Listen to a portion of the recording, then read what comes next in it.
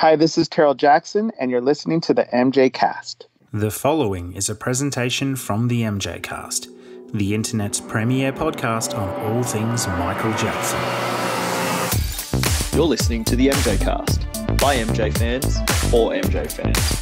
The idea is to innovate, or else why am I doing it? When I create my music, I feel like an instrument of nature. You let it create itself, really. I know I do. And I love to entertain. That's one of my favorite things. I love my fans. Just simply Michael Jackson. Welcome to the MJCast, your source of news and discussion on the King of Pop. G'day listeners, and welcome to a special episode of the MJCast. We are continuing our 100th celebrations through with a 1-2 punch. Here we are today with episode 101. I'm Q and I'm here with my co-host Jamon. We're incredibly fortunate to be speaking today with Taryll Jackson, the second son of a legendary guitarist of the Jacksons, Tito Jackson, and his wife Dolores Didi Martez. Being born into a musical family of monumental fame, Taryll, along with his brothers, Taj and TJ, began playing instruments from a very young age and showed strong promise as musicians in their own right. With their family's guidance, 3T grew into great musicians. A record deal was signed, and in 1995, their debut album Brotherhood was released, and it took the world by storm. Reaching heights similar to what their dad and his siblings were used to, Brotherhood sold 3 million copies worldwide, spawning the hit singles Anything, 24/7, Why, Tease Me, I Need You, and It's Gotta Be You. It wasn't long before 3T was a household name, with new music by the boys being released on major film soundtracks such as Free Willy and Men in Black. Following the Brotherhood album, the world saw the release of 3T's brilliant sophomore album, Identity, and more recently, Chapter 3, with Taryll taking a lead role around recording and production. But Taryll has always shown passion for his own music also, having released EPs and albums like My Life Without You, Undeniable, and now finally another solo album packed to the brim with songs, Crazy Love. Today we're here to talk all about Taryll's incredible life, his career, and his new music. Taryll Jackson, welcome to the MJCast. All right. How are you guys doing? Thank you. Very well, very well. Good. Thank you so much for joining us. And I believe you're calling in from Los Angeles. Yes, that's right. I'm in Perth, which is on the west coast of Australia. So I think we have some similar climate, although today is one of those very rare days where it's raining. So if you hear rain in the background, don't get too jealous. No problem. What we like doing, Taryll, is we like starting way back at the beginning of people's stories and hearing about how they first got into music and entertainment. And obviously you were born into what Q and I call the first family of entertainment, the Jacksons. And, with Tito, the legendary guitarist of Jackson 5 being your father, talk to us about your childhood even before you got into music, really.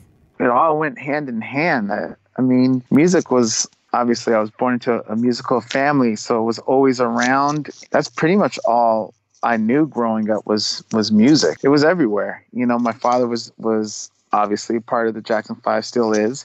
So there was that music. There was all musics that they would play around the house, the Motown greats, Marvin Gaye and Commodores. So there's always music. I don't really know before music because I feel like I was always part of music, But if you're going to say before 3T and before my brothers and I started a band, those days, for my brothers and I, it was music and baseball. That's basically what we did growing up. We played sports. We mimicked our uncles. They were superheroes to us. And a lot of times we would pick which uncles we were going to emulate in our little mini shows that we would have around the house.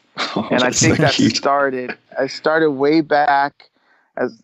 I think the first thing I can remember is the Off the Wall album. And then with my brothers together, I think it was the Triumph Live album. That's when we really started to think that we were the Jacksons. Love that. That is so cute. That is so cute. Were there other musical inspirations before that, like legacy acts that even, maybe you grew up hearing in the house from your father?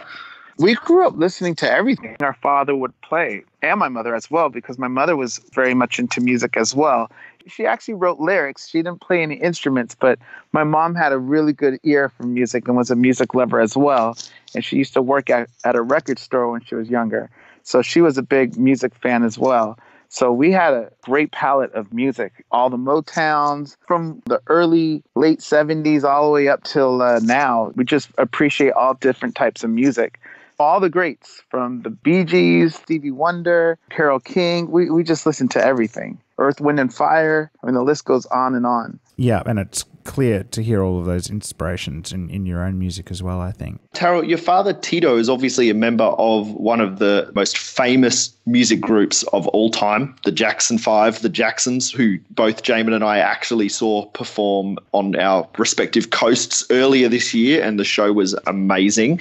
Did you spend much time growing up talking about his own experiences in music? Yeah, it's a little bit different because growing up, you look at your father as your father. He's always dad to you. We often went to rehearsals and would see them in the studio working. So we got a little bit of the taste of the hard work, all the time that they spent into the craft.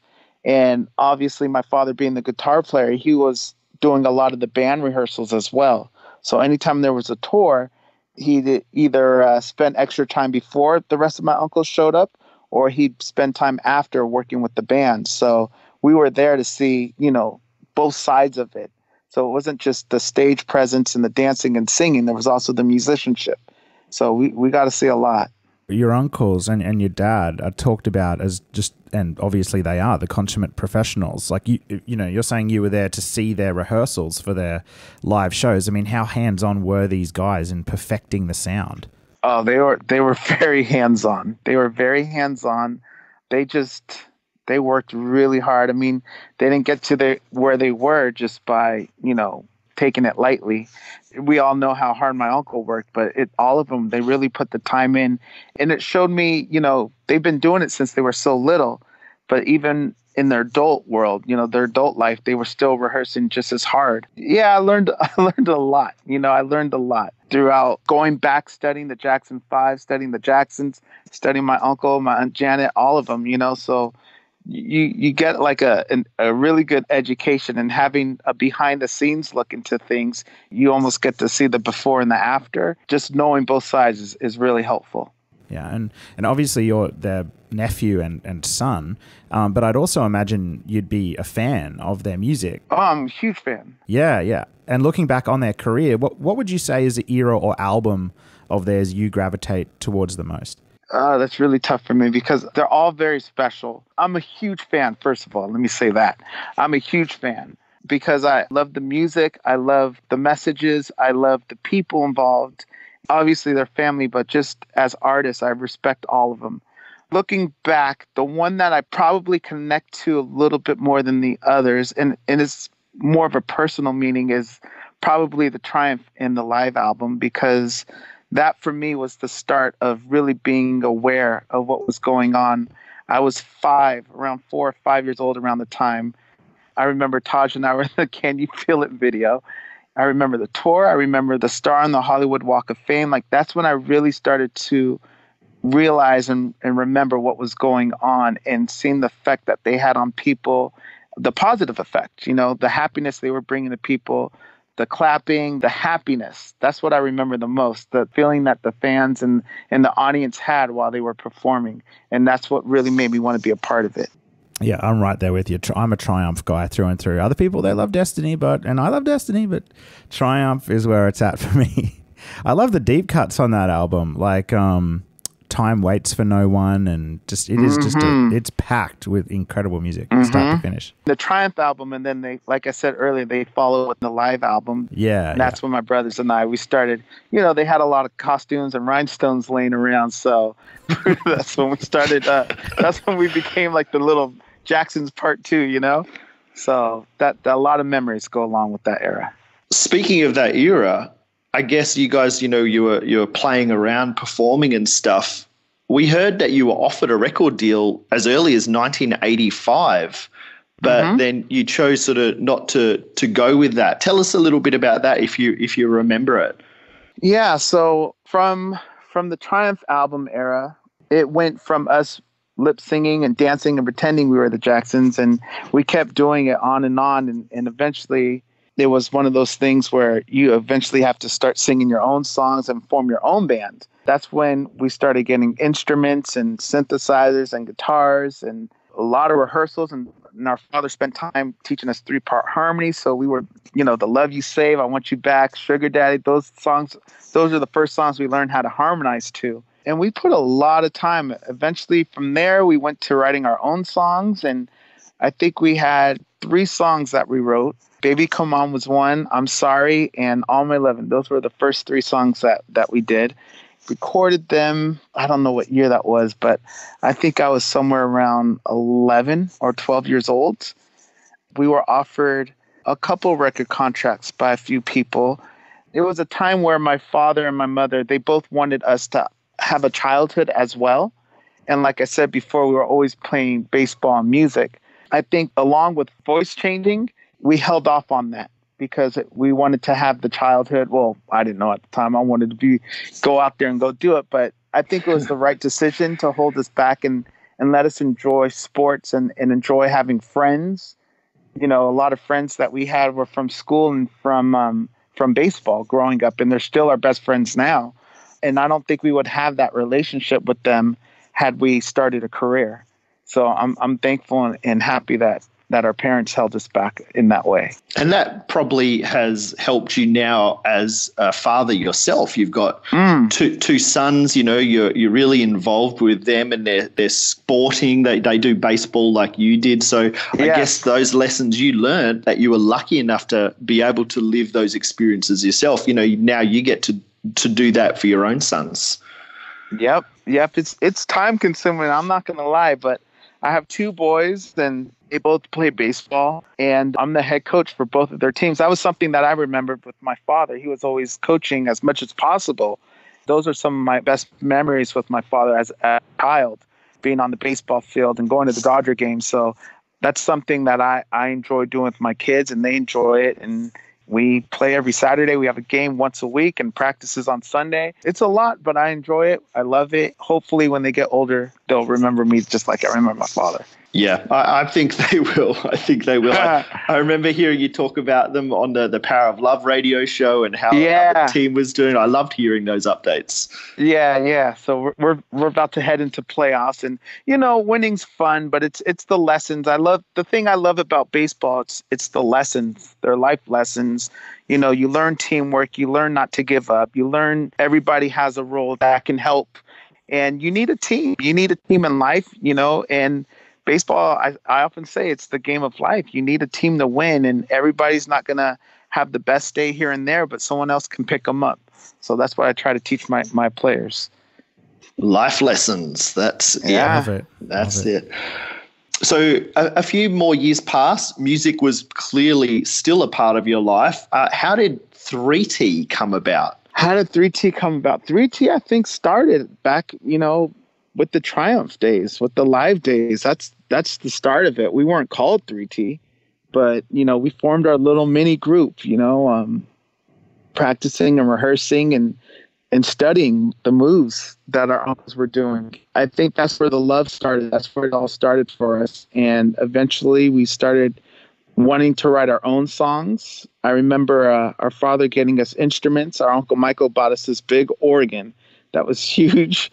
And we wrote it's funny, I still remember how to play these things, but we wrote this song, no lyrics, no melody, just, music, no vocals or anything. From there, it's just baby steps. You learn how to make a song, a track, and then you eventually start writing lyrics and melodies, and then you put harmonies to it. So it just one step at a time for us, But it started with the recording. I think I was around 11, 12 years old. At what point did the physical sort of signing happen to MJJ Productions, and when did it all get formalized? Well, even before that, I'm going to go back a little bit.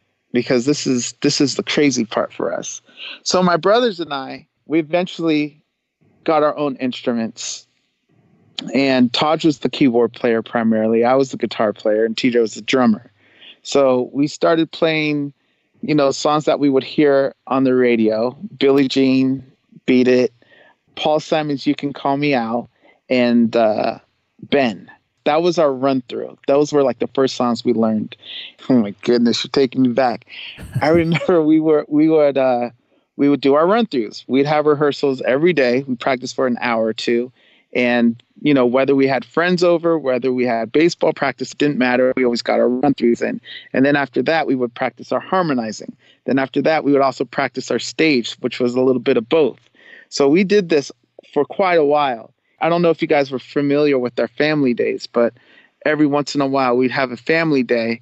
It would be at one of our uncle's homes or aunt's homes. So sometimes it would be at Uncle Marlon's house, or it'd be at my father's house, which was actually the 2300 Jackson Street video that happened on a family day, or it'd be at Uncle Tremaine's house.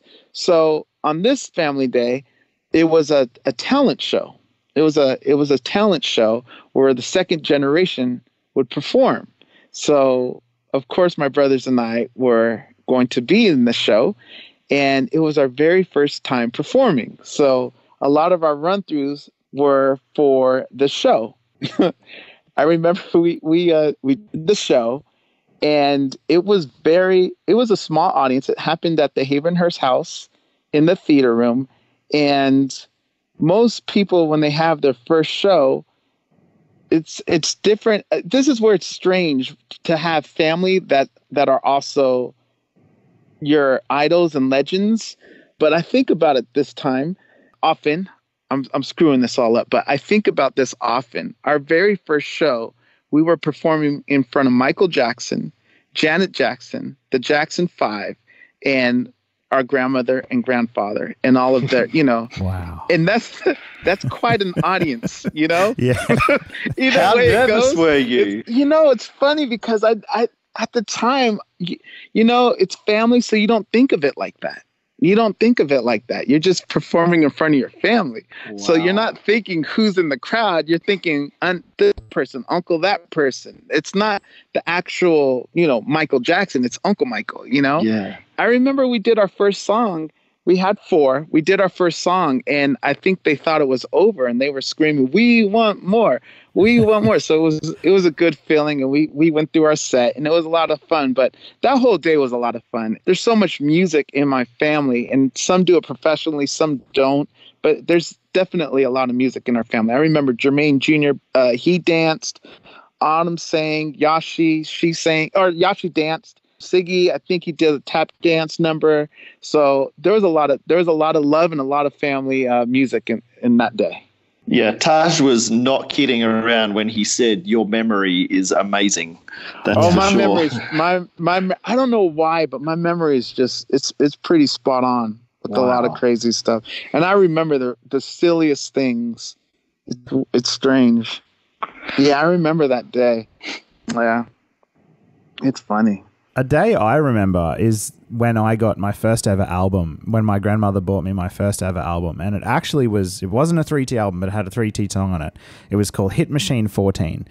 And it had the song Anything on it. And I actually, Taj was a bit shocked when I told him this, but I was a 3T fan before I was a Michael Jackson fan. Oh, wow. I think I was about 12 or something when that came out. It was really 3T that sort of led me in the direction of discovering the Jackson family and the broader sort of story and music. Right.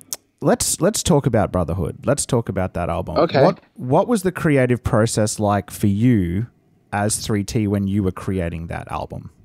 I think what happened with Brotherhood was eventually after I'm going like I'm talking too much probably. No, but we love after it. the first set of songs, after the first set of songs that my brothers and I did, our voices changed. So I was 12, and then obviously, fast forward a few years, our voices changed, and we started working on some new material to get a demo done to shop around for another record deal. So around this time, My brothers and I are still making music and writing, and we started recording. And I think the demos that we had for this included songs Didn't Mean to Hurt You, Memories, What Will It Take, and maybe one more that I can't remember, which was a part of it. Once we finished those 3 to 4 songs, and actually Brad Buxer and Bobby Brooks, they were the ones that were recording us, and we used their studio to record these things. So I know you interviewed Brad Buxer not too long ago, correct? Correct, yes. That's Yeah. right. So our uncle's always been a part of this and always opened the people he worked with to us, which we're always fortunate for and thankful for. But after we did those demos, we shopped them around. A lot of people don't realize we were signed to Epic. We didn't get signed to MJJ Records. Our uncle, he helped us with the demo and was always in our corner, but our deal was with Sony Epic. Well, it was Epic at the time. So it wasn't till later. It was after the Free Willy soundtrack. Jerry Greenberg, the president of MJJ Records at the time, he was putting together a soundtrack, Free Willy. At the time, we had just signed to Sony Epic Records, and Didn't Mean to Hurt You was one of our songs, and that's how that song got onto the Free Willy soundtrack. He loved it, loved the song, and he loved the group. He discussed moving to MJJ Music. So once we talked to our uncle and we discussed us moving to his label, that's when we started the Brotherhood album. It was exciting for us because we were finally working on an album. It was on our uncle's label. He was always on our side as far as supporting us.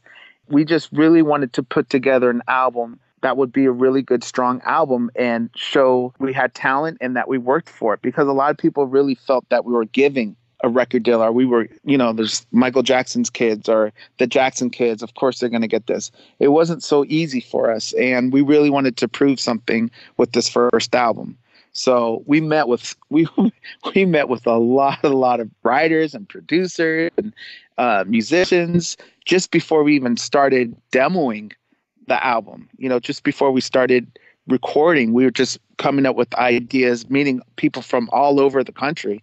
So that's where it really started. That's where our mentality with the Brotherhood album was. And when we talked to your brother Taj about this era, and I want to know if your memories are similar, but he sort of talked about it more as like just an absolute whirlwind of a time period with just like touring and it just being absolutely massive.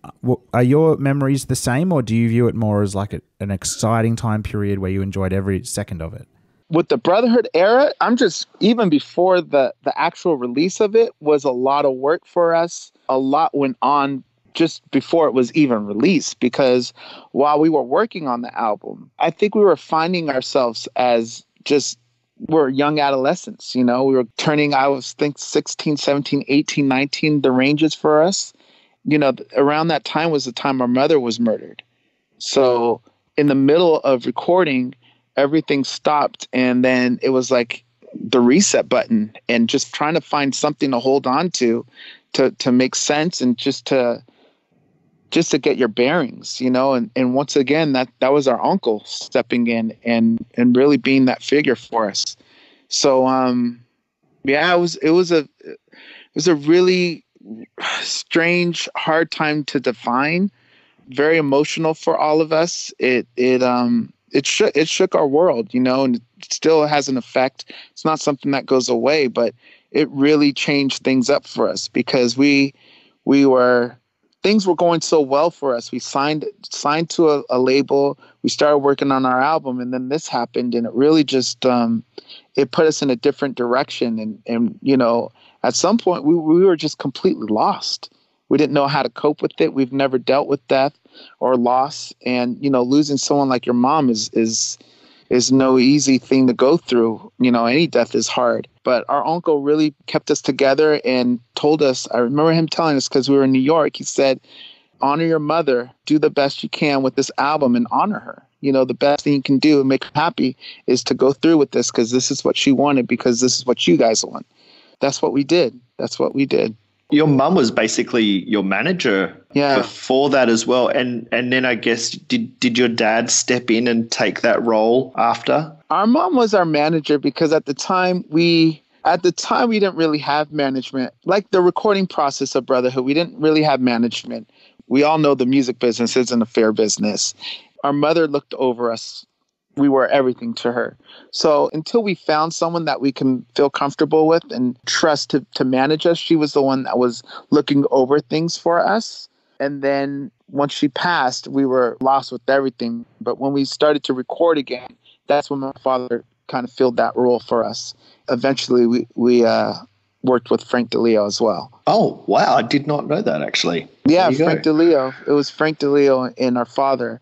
They co-managed us for Brotherhood. Can we ask about the track Why that you did with your uncle? You know, you and your brothers, you have been in the public eye from a very young age. You 2300 Jackson Street video. There was that Jackson's Donahue special that you guys were on. I guess it probably wasn't until Brotherhood and the music video for Why that fans of the Jacksons really got a taste of Tito and Diddy's Boys 3T. So could you tell us about the history of the song Why, the recording sessions, and then ultimately the filming of that music video with your uncle? Well, the story about the recording process isn't really a long one. It was mainly a song written by Babyface. It was for my Uncle Michael's album, the History album. He recorded his vocals, but he didn't have the leads yet. It was between You Are Not Alone and Why. One of those was going to make the album. The other one was not. He played us both songs, and we all loved You Are Not Alone. And it was just, just was perfect for him. And we said we can make the decision easier for him. And we asked, well, won't you let us sing Why? Your vocals are already there, and we'll just sing it. It could be on our album. He loved it. He thought it was he said, you guys should record this. It'd be great for you guys. We just recorded it, and he produced the vocals, and he just, he didn't have to do the things he did for my brothers and I. He didn't have to do that.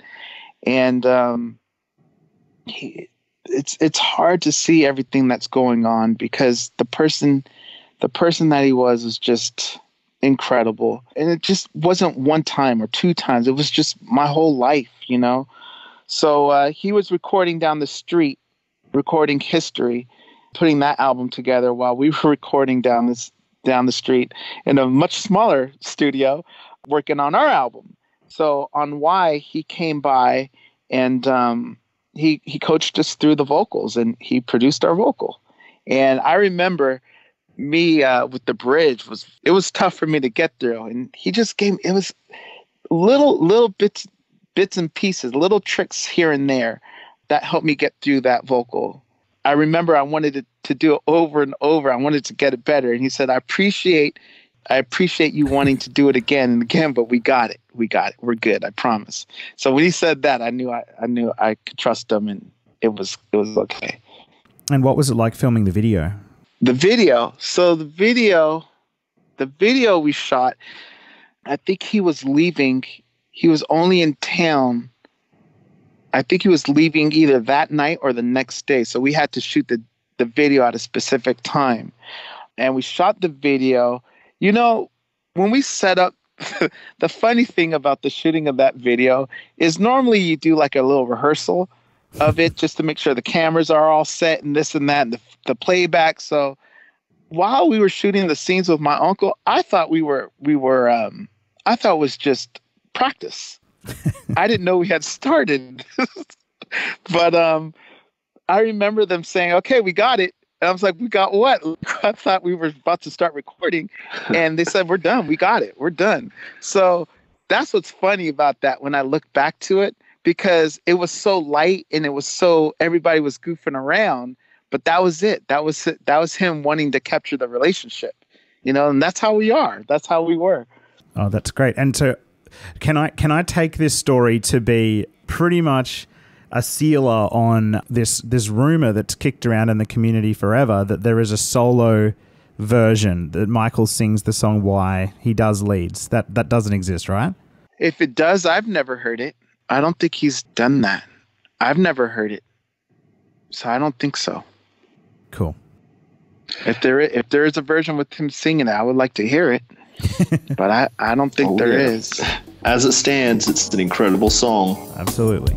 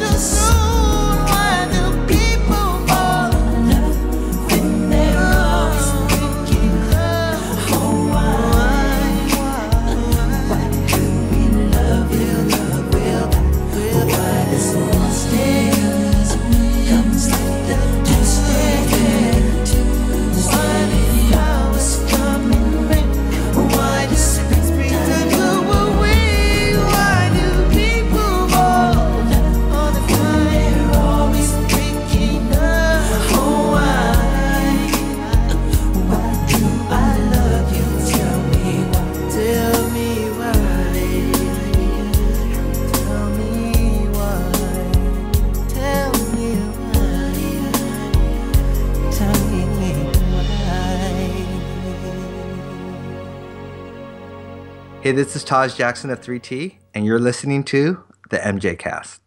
So in the discography section on your website, it states that between the Brotherhood album and Identity, you guys actually recorded another album that was never released by Sony, I guess due to strained relationships between, MJJ Music and Sony. You were young guys still trying to balance your relationship with your record label, Sony Music, and your relationship with your uncle and his relationship with the record label. Yeah. So once anything took off and the Brotherhood album took off in Europe, the feeling for my brothers and I, unfortunately, it felt like here in America, they didn't really believe in us. It felt like we were treated as Michael Jackson's nephews and we were kind of done as a favorite. That's how I felt, at least. Overseas, things took off and the company, the Epic international record company, Epic, really saw the vision for us and really heard our music and they stuck with the original music and the album just, it sold, a few million and the response was good. So my brothers and I, we felt they understood us. We were accepted in Europe. So after I think maybe the fourth or fifth single in Europe, America started calling and wanted a second album. They wanted us to go right back in the studio and record another album. So, because they were seeing all the response and, we were doing very well. And America felt they had missed the album. They had missed it. They didn't get a shot at it and they wanted a piece of it. So they wanted us to come back and record a second album. Now, my brothers and I, it's always been our dream to do a tour and to be on stage and do concerts. I mean, this is going back to the Jackson Live. We've always wanted to have a show of our own. So at that moment, we had a decision to make whether we wanted to do a Brotherhood tour or go back and record another album. And my brothers and I, we said, you know what, we worked hard for this. If nothing else happens from here, let's do a tour for Mom and for us and for the fans that supported us. And that's what we decided to do. So we did a tour and then we started working on an album. And while we were touring, my brothers and I, we always write and produce. So we had a good idea of the direction we wanted to go in. We started writing while we were on tour. And that's when we started working on the second album. When the tour ended, we were pretty much already through with the songs that we wanted to record. We were trying to finish the album by 98. We had to postpone it because there was issues and friction between Sony and MJ. So that's where it really it put us in a hard place because we felt we were stuck. And we were actually stuck. There's nothing we can do. At the time, there was a lot of other groups that were coming out and doing very well.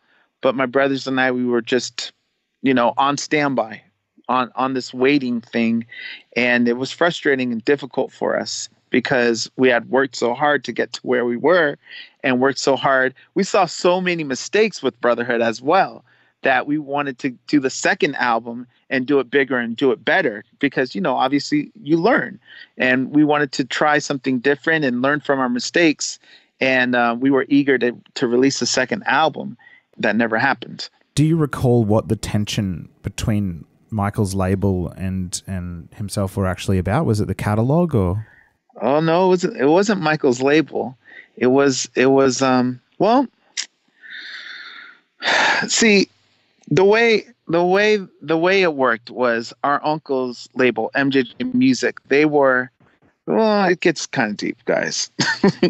They were the beneficiaries of our careers in America.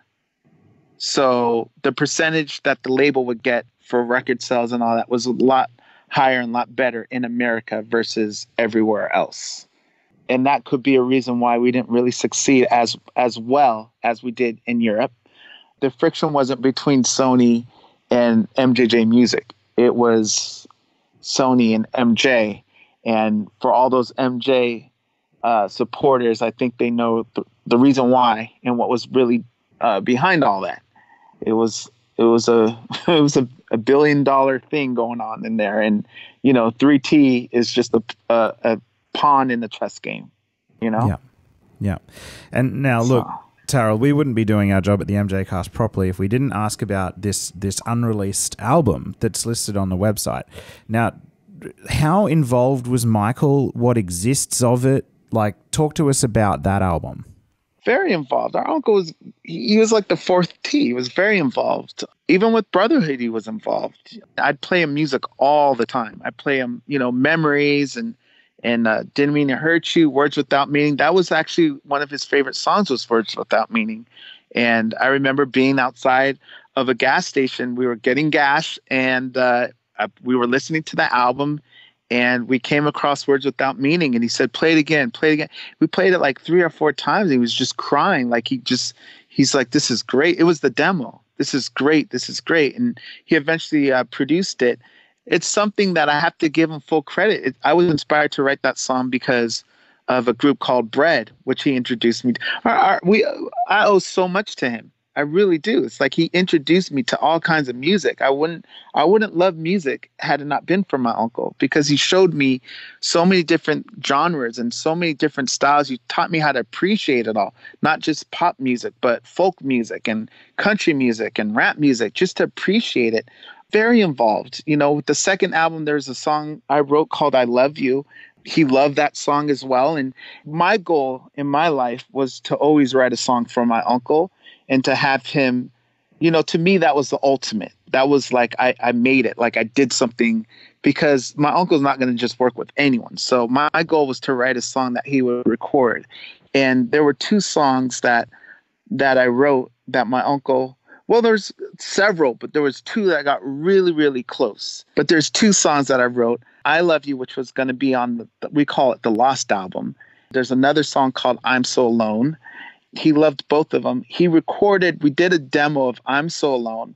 And when my uncle passed, there were notes of an album he was working on. And I Love You was written as one of the songs with my name on it. And that to me was like, it just made me feel really good to know that I was on his radar. How much was he involved? He was involved. He was always there, always there.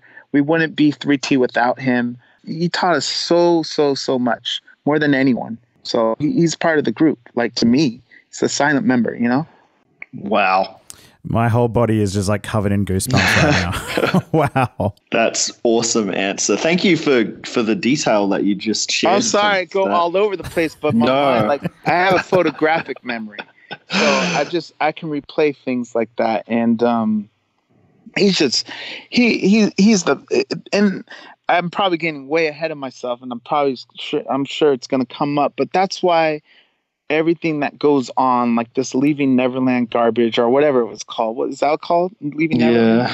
That's why that stuff is so upsetting and so hurtful and painful to experience, because it's so wrong, and it's so full of BS, and it's so opposite of how my uncle was, that it really messes with me and it really upsets me. The effect that it has on people that don't know my uncle, it confuses them, and then it forces things to go in a direction that it's unfair, And I was really upset when I heard that the statue in Holland, I think it's Best is the city, that's been there for over 20 years, was taken down. That really, really bothers me, because I got to see it in 2015 for the first time. And, it's a place that fans had gone to gather. I have a show coming in June. That was something I wanted to take my kids to go see. For it to be taken down over such garbage is just, it's hurtful. It messes with me. I got to see that statue myself for the first time last year. I have family over in Rotterdam. That's actually where I got married, over in Rotterdam. And I was there. And one of our listeners of the podcast, Michiel, he offered years ago, he said, when you're over next, let me know and I'll take you out to the statue. And we had a great little day trip out. And that had been a dream of mine, to see that statue since the history era. And yeah, I will always be very grateful for Mahil driving me out and us going to see it. And I do hope that it gets put up somewhere else and it's a place for people to go. Too. I do too. I'm so glad you got to see it. And I do think somewhere in the future you'll be able to take your kids to see it somewhere else. Yeah. Yeah. I guess moving on, you know, your next 3T album was Identity. It was released in France, Netherlands, Belgium. How had you developed creatively between the projects, like between Brotherhood, then the Lost Album, then Identity? Well, between Brotherhood and the Lost Album, I think we were really in a zone because we had just come off tour and we really knew what we wanted to go after. So we put everything into the Lost Album.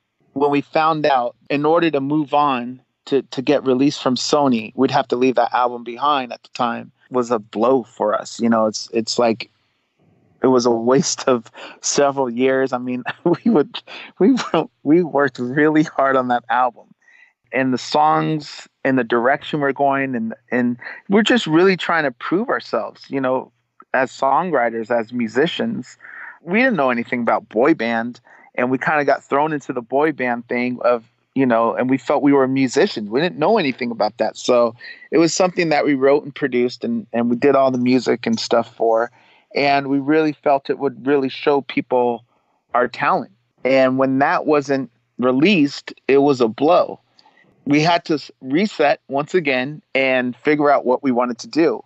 Some days we didn't want anything to do with music. We didn't even want to pursue it anymore. We wanted to try something else because it was unfair. You know, we felt it was something beyond our control. I don't want to say we wanted to quit, but there was times where we just didn't know if we wanted to go through all that. And then also at the time, this is when Napster and everything's coming out. So now things are starting to change and record sales are starting to fall and record companies aren't sure of where the industry is going. So now it's everything scaled back a little bit. It was a strange time for us because we didn't know if we wanted to do music and how we wanted to do music. And eventually we decided that going forward, we wanted to be in control of our music and our future. So that's when we started the new album, Identity. And the difference was that we didn't really care if we were on a label or not. We just wanted to put our music out. Just whoever wanted to hear it would hear it. We started off territory by territory, and we went to France first because that's where we had our biggest market. That was our biggest sales were from France. So we said, we'll go to France and then to Holland and then Germany and go little by little and round up everybody, and hopefully we'll get back where we were. That was the mentality, at least. My favorite song on that album by far is the song I Appreciate. And I actually, it has a really strong memory for me because when my wife and I got married, I created a video to that song of our relationship before we got married, like all video footage and photos and things. And I played that at our wedding. And I just wanted to say thank you for creating that song. So, you know, I'll have that memory for my whole life. So thank you. Thank you. Thank you. Thank you for sharing that with me.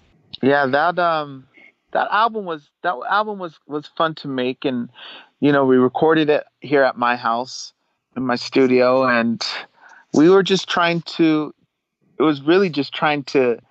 get the confidence and the energy to put something out again, to do it as quickly as possible, because we have been telling everybody what we were been told, you know, any minute now we're going to release new music. So we were trying to hurry up and get some music out and get back out there. So that was the whole thing behind Identity.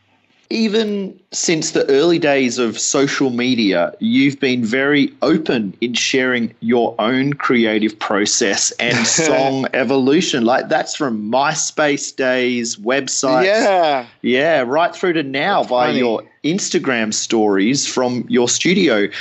How have you noticed your own creative process evolving over time? And what are some of the biggest differences these days?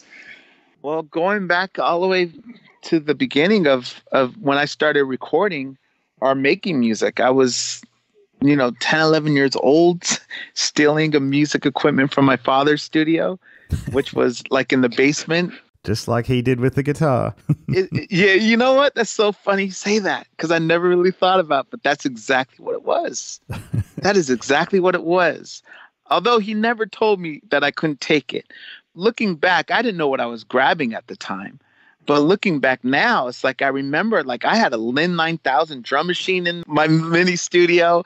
I had all this important, like, all these really big, expensive equipment things in my studio, microphones, all kinds of stuff. And I didn't know how to hook this stuff up. I was just plugging things in, seeing if it worked. Nope, plug it in here. That's how I was learning. There were times where my father was looking for a microphone or a synthesizer or a drum machine, and it would be in my room. He's like, "Are you using that?" I was like, "Yeah, I was." He's like, "Okay, well, I need it for the session tonight, and then you can come and get it." Those memories live with me forever, and I appreciate my father for that, because most parents, because of the value of these things, they wouldn't allow their kids to have them in their room. And my father was always open and always sharing with that, and he saw how much I loved it, and he shared with me. He taught me how to connect things and how MIDI in and MIDI out, and it was just, I don't know, it was just something that I always remember about my father. And I remember the dumbest things, the little pieces of advice that I would receive from my uncles or my father, and it just sticks with me, So I'm fortunate and thankful for that. So it sounds like you've been really sort of working on solo stuff for a very long time, and you released your first solo EP, My Life Without You, on Mother's Day in 2012, and then followed up with Undeniable in the same year. What prompted your solo releases that year, and have you got any stories about particular tracks or how they came to be? Oh, yeah. I got stories for everything.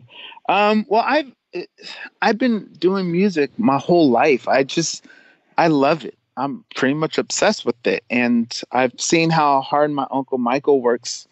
And growing up, even though he would be done with an album, he was always creating. And, that was something that I was caring for. I wanted to be the best that I could be. And I saw the work that he put into it. So I wanted to do the same. If he's going to work hard, I'm going to work hard too, So I was always writing, always trying to make my songs better or make my production better.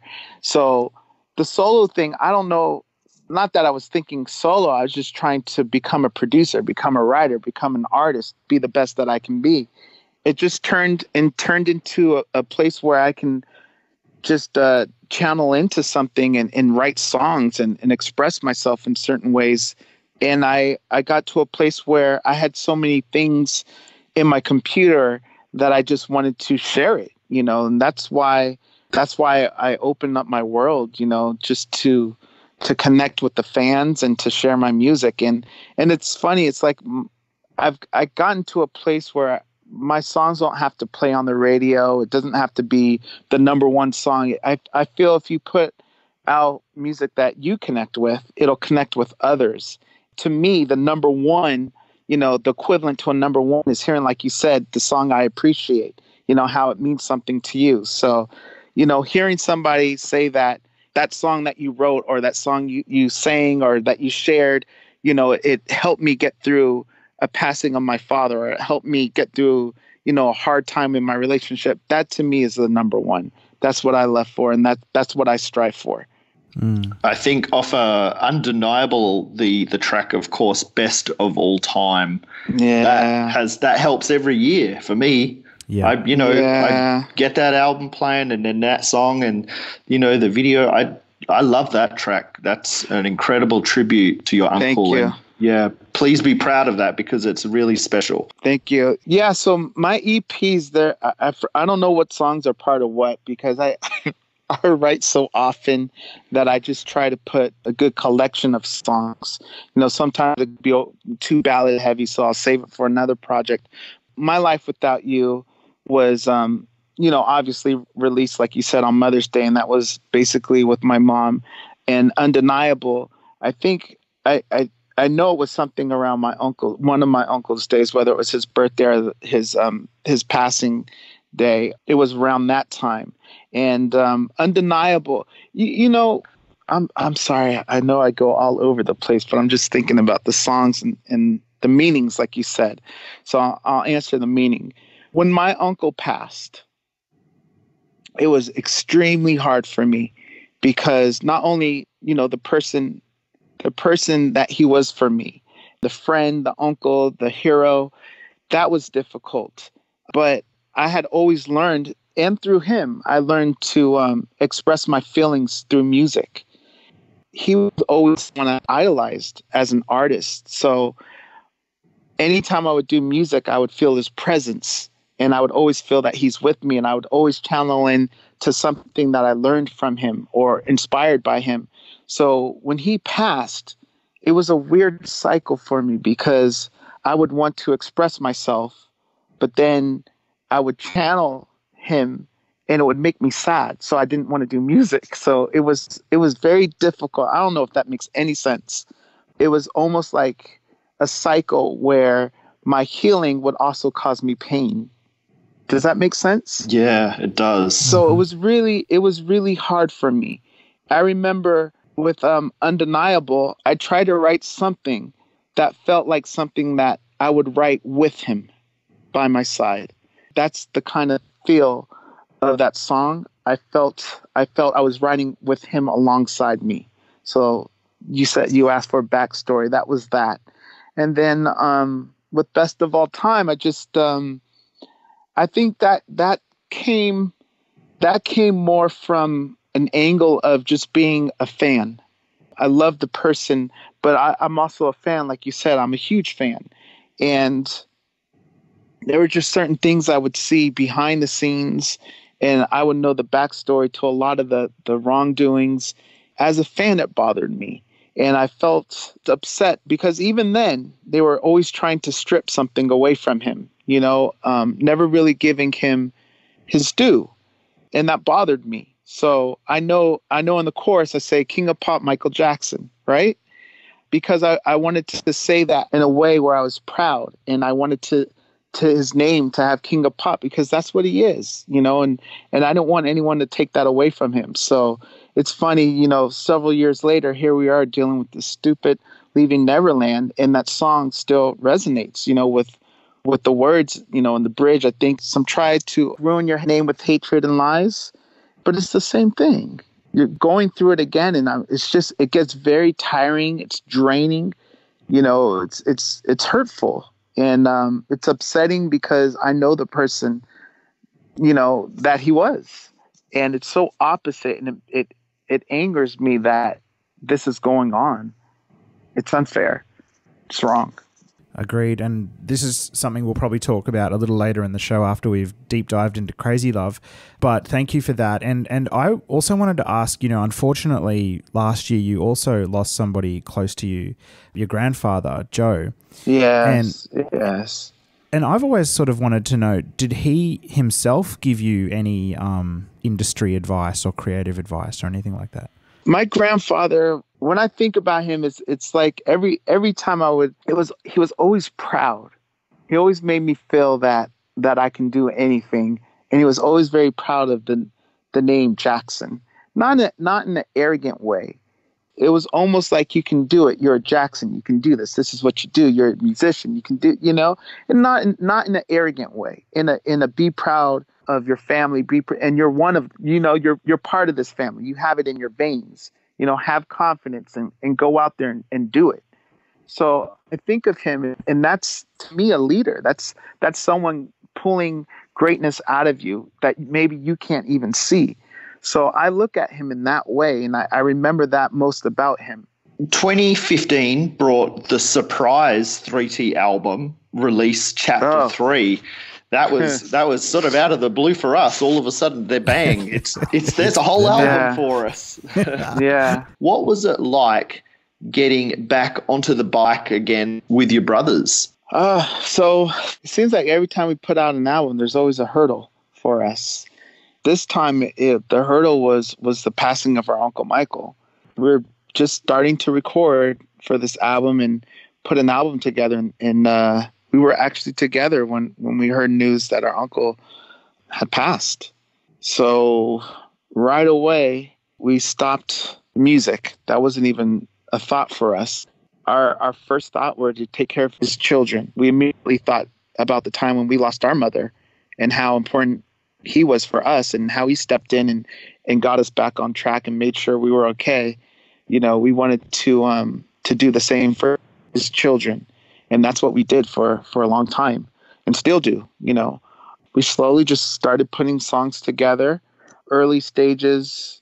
You know, it started with the Vegas trip. I think we would come up with ideas, and it was a very slow process, to be honest. The Chapter 3 album, it was a lot harder than the other albums for different reasons. I think we were all older. We had our families. It was a different process. It was a different process. Well, it's still a good album. It may have taken longer than planned, but it's great. It was very exciting for us to talk about that release on the podcast, actually. Okay. I listen to it all the time. My favorite song on it's Heaven. I love that song. Oh, yeah. Okay. And Q, I think you're a big Fire fan, right? Oh, God, yeah. That song Fire. Oh, yeah. Love it. Thank you. So it's 2019. In recent years, you've been delving into like electronic dance music, EDM, not only creating original content that you've been sharing on like Instagram and things like that, but also remixing other tracks. Like I love the mix you did for the Chainsmokers featuring Halsey, Closer. Yeah, that was a great mix. Who were some of your inspirations for exploring this side of your creativity? It's a whole different genre. I think the reason I got into the EDM thing is I was just trying to find something I can do musically that wouldn't be, I don't know how to even say this, but something I can do on my own that wouldn't interfere with 3T, maybe, is how I would say it. Or wouldn't be dependent or interfere with all that. And I love all kinds of music. A lot of it is computer-based, you know, the whole production of it, which I guess I would consider myself a music computer nerd. So that was a challenge to me, hearing something, the sonics of it, and wanting to figure out what's making that sound or how do you accomplish that sound. There's a lot of producers out there that are incredible. Afrojack and Zed, Martin Garrix and Gray. There's so many out there that make great EDM music. But I like that I dove into that and got into that world because I know it helped me as a producer. And I think you can hear it in Crazy Love, the album, the influence on it. Mm-hmm. Yes, definitely. So, melody and lush sounds really strike me as a common denominator in all that you do. How difficult is it to get to that point where you've created the exact sound and feel that you're after? That comes from my uncle. He always taught us melody is king. Melody is king. You go with the melody, always. So I've always tried to study and come up with strong melodies. And then as far as production, he taught me the key is to get whatever you have in your head to the speakers. So however you're hearing it, you have to translate it because that's the way it's supposed to be. So basically, you know, I'm just trying to get down the information that I hear and the way I hear it onto what do we use? The hard drive, or not to tape anymore because no one uses tape, but to the speakers, to the listener. That make sense? It does. Yes. Thank you. So Crazy Love, it's out. It's on Apple Music. It's on Spotify. It's everywhere. Q and I have been listening to it on repeat for the last week, loving it. Especially when driving around in the car. I've been listening to a lot in the car. So congratulations on its release. Thank you. When you listen to it, the thing that stands out to me is that there is a real sort of dichotomy between what you've done before traditionally, like the classic sort of R&B sound, but being blended with like electronic sort of experimentation. Was that a conscious decision right from the start to make it like that, or were you more just writing songs and it evolved that way? This is funny. So there's 10 songs on the album. I think everything happens for a reason. The timing of everything happens for a reason. My whole journey into the EDM world, which I love, it really helped me with the production and sonically with this album. My years and years of studying music, R&B music, it shows with this project. And I think the marriage of the two is kind of gave me a different sound. There's songs, believe it or not, there's songs on this album that are not many. I think there's only 2 that are quite older, I should say. I haven't really said this before, and I'll share it here with you guys. One of the songs it was one of my last conversations with my uncle. So it was very meaningful to me. But one of the songs on the album, I'm always recording. So I did an album that I never released. And I took some of the songs from that album and added it to this album because I felt it fit. And one of the songs that I took was a song called Make You Mine. And that was a song that I played for my uncle. It's, sorry, I know I sound crazy, but I'm just trying not to be emotional. When I hear it, it brings me back to my conversation with him. So it's hard to talk about it at times, but it's...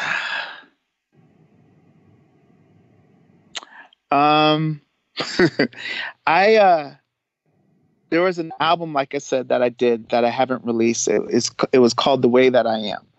And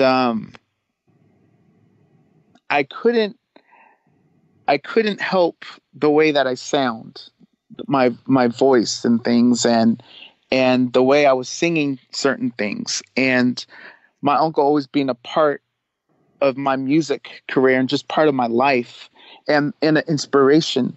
I've always shared my music with him, always, everything. I've always sent him music, and he's always given me feedback. So with Make You Mine, he heard it, and his words were, he goes, "Wow, you sound a lot like me. You sound a lot like me." And I said, I know I can't help it. I'm just, and it's funny because it's just the way that I am. And he told me, he said, it's DNA. There's nothing you can do, and he actually told me to go back and do more. Don't worry about that. And to do more, re-record it, do your vocals over and just go for it. Don't worry about anything and go for it. And he said, I give you my permission. It was a joke, like I give you my permission and it sounds good. It was just a very fun conversation. He was always pulling from me, like pulling things out of me. And I just went back to lessons that he's taught me. But I remember him teaching me how to sing. And he used Billie Jean as an example. And he would sing, a couple lines of Billie Jean, and he would sing it very lazy. He would sing, you could sing it like this, and then he would sing it, and he'd have no emotion. He'd be on key, but he'd have no emotion. And they said, or you could sing it like this. And then he would sing it the way you would hear it on the record. He goes, now, which one did you feel more? And obviously you felt the one like you hear on the record. His message was, you have to feel it. The audience won't feel it. The listener will not feel it if you're not feeling it. Don't worry about anything else. Just feel it. That's what I did. He said more. You have to feel it more. You're feeling it a little bit, but I want you to feel it more. So a lot of times when I hear that, I think of the lessons that he's still giving me. That brings back that memory for me. And that's why it's very, that's why that song is very personal for me. Well, hold, please. Hold on 1 second. No trouble. I need a minute.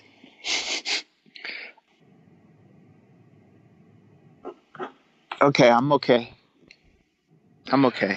That was an incredible answer. And it was sort of answering a question that I had coming up next. But wow, that went to a place that I didn't know, because I didn't know that there were some older songs, because everything sounds so fresh on the album. So yeah, that was. I did Make You Mine. I did. I probably did that in 2000. The demo probably around 2007. Wow. Yes, 2007. And at the time, I was the late Kim Porter. I played it for her. It was one of her favorites that I had done. And when she passed away, I think when she passed away, that's when I thought about that song a lot, because I knew it was her favorite, and I pulled it back up and I changed the music because I wanted it to have more of a Jackson Triumph feel. Believe it or not, we're going back to that, but I wanted it to feel more from that era, because with this album, I was going to go a step further. I've always released music and released it out for people to listen to, but I wanted to go out and perform it this time. And that was a promise I made for myself, to go out and perform. So with that song, we did the music to make it feel more like Triumph, because that was, to me, the beginning of performance. And that's how that all happened. You've toured with your brothers and you've done music videos with your brothers before, but you've got your own solo show coming up for this album. How much do you enjoy touring or making videos and doing the promo side of things? I love the creative process. I love creating.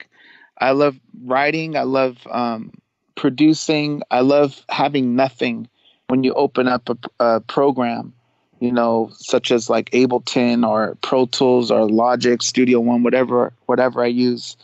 I love having nothing, and I love ending up with something and sharing it and hearing feedback from people. Hopefully they enjoy it or it helps them. I've never done performing or videos or anything like that on my own for various reasons, but I feel I'm at a place in my life where it's something that I want to do, and I'm just going to do it. I'm just going to go for it.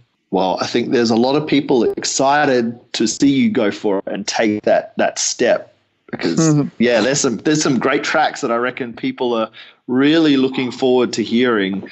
Some of my favorite tracks, of course, are Make You Mine. That was there, but All I Care About Is You. I love Crazy Love. That's such a good song. That's What You Get. I love the little vocal bit, the little hook. That is so cool. And Only One You Love as well. They're some of my faves. It's funny because you say the titles and it takes me to a spot. It takes me because it means something different for me than it means for people, you know? So I don't know, I guess as an artist, that's the story behind the music. All I Care About Is You. That was probably, I would say that was the first song, even though it's not the oldest song, I would say that was the first song I wrote for this album.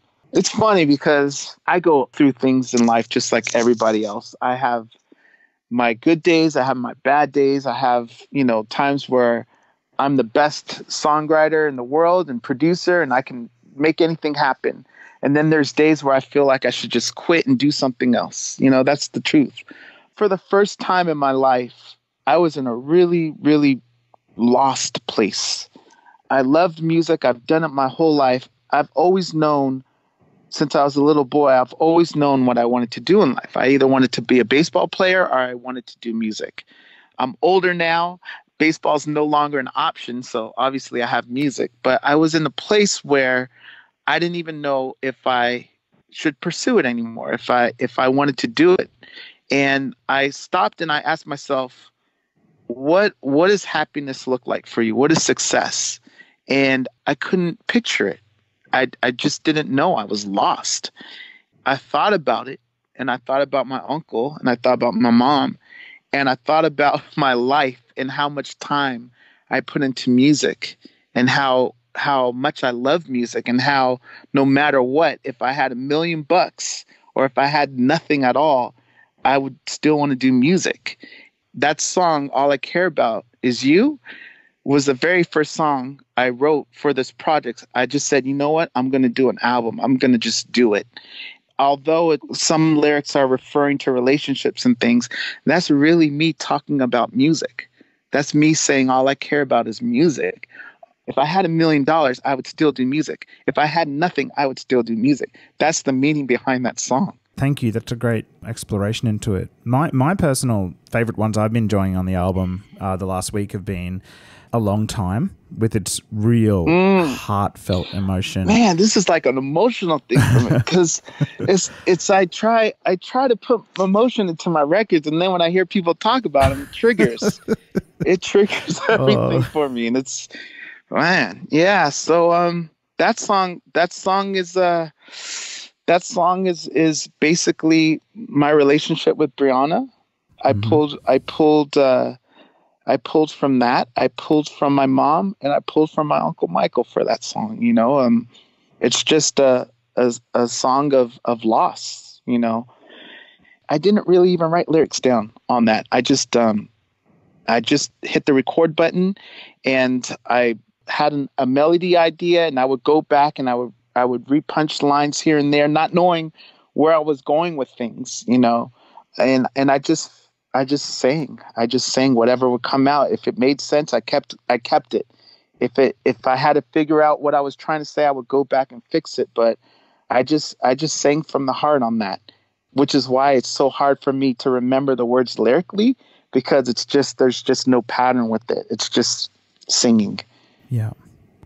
Very special song, and Paradise as well. I love the vibe on Paradise in the last minute. The groove you get into is like, I just want to go back and listen to the album again. It's yeah. Paradise. That was fun to do. I wanted to. I was only going to have 8 songs, and that's what you get. In Paradise were probably the 2 that weren't going to be on it. No. Paradise was Paradise I had, and I loved the vibe of it, but it was the last one that I recorded. I had a whole bunch of mumble jumbles. You know, I had the hook, but I didn't have any lyrics or anything.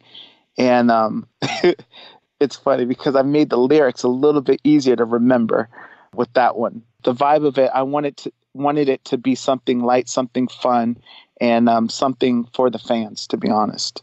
Well, firstly, thank you for not skipping That's What You Get, because I love it. That would have it completes it. It's got such a great. I love it. It's almost like a little, like that one. Yeah, a little retro vibe. I love it. So on the album, is it you playing instruments, or are there other musicians that you'd like to shine a light on? I wish I could shine a light on other musicians, but I that's me. Wow. You know, there's a couple samples obviously here and there, but I programmed everything and I played everything, and you know, it's I'm not the best musician. I feel I'm good enough to get an idea down. Yeah, it's a lot of years of just doing music all the time. That's incredible, because when I was listening to it, I was like, yep, he's got pro session people, and you know, this is sure. Like wow. Yeah, no, there's I don't believe there's. I'm trying to think back on the older ones, but there's nobody. There's nobody.